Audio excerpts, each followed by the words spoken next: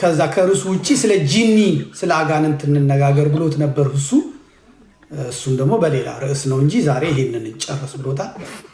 እና እሱ ተዘጋጅቶ የመጣችሁ በጣም ትንሽ ነገር ስለሆነ ደቂቃውን ከ5 ደቂቃ ማለፍ የለበትም ማለት ዲቤት ደግሞ ሲደረግ ጊዜ ያስፈልጋል። አንተም 20 ደቂቃ ውሰድ፣ እኔም 20 ደቂቃ ውሰድ፣ አንተም ተናገር እኔም ልናገር አለ። ይሄ እንግዲህ አቅም ሲኖር የሚደረግ ነው።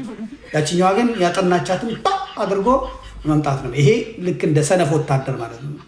ሰነፍ ወታደር የያዛትን ላይ ይዞ ይሄዳል ባድመ ላይ። ከዛ ሻዕቢያ አብሪ ጥይት ሲተኩስ ተር አድርጎ 30ውን ይለቃል።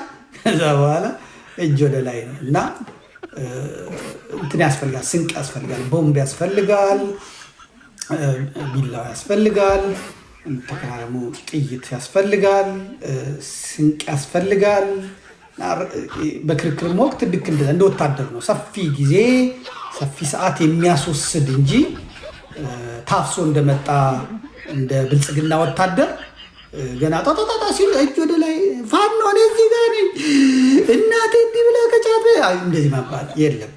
ለሁለተኛው እሱ ማድረግ ያለብህ አንያ ተጋጣሚህን መገምገም ማወቅ ምናምን ማድረግ ያስፈልጋል። እና በጣም ስማርት ነው። እኔ ያየሁት ማነው ስሙ ይሄ እፎይ የሚባለው ልጅ በጣም ስማርት ሆኖ ነው ያየሁት። እና ፕሮቮክ ያደርገዋል፣ ይጎነትለዋል፣ አትፍራ አይዞ ምናምን ይለዋል። ያ ደግሞ የበለጠ ነው የሚያስጨንቀው። አላህን አታውቀውም ማለት ነው፣ ፈጣሪን አታውቀውም ማለት ነው። ይነካዋል። አውቃለሁ ምናምን እንደዚህ አትበለኝ እፎይ አንተ ትልቅ ሰው አይደለ እንዴ ባላ እረፍ እንደዚህ አትበለኝ። ራሴ ሰዓት ላይ ተጥጃለሁ በልቡ ግን በአፉ እንደዚህ አትበለኝ አንተ ትልቅ ሰው አይደለ እንዴ ያልተባለ እፎይ ተው እንጂ በጣም ልጅ ነው።